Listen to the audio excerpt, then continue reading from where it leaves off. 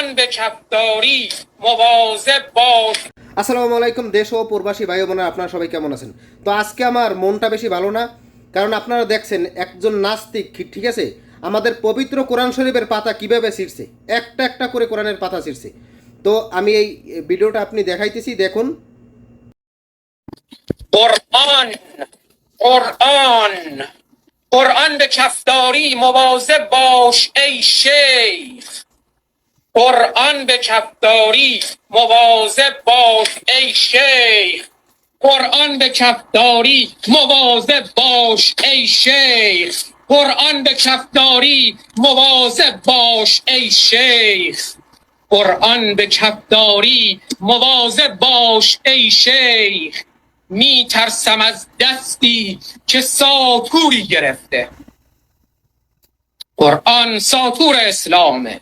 قرآن به کفداری مواظب باش ای شیخ. می ترسم از دستی که ساطوری گرفته. باغ غزل می نالد از مرثیه گل.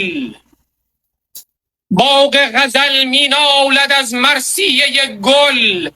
پروانه را با نیش زنبوری گرفته.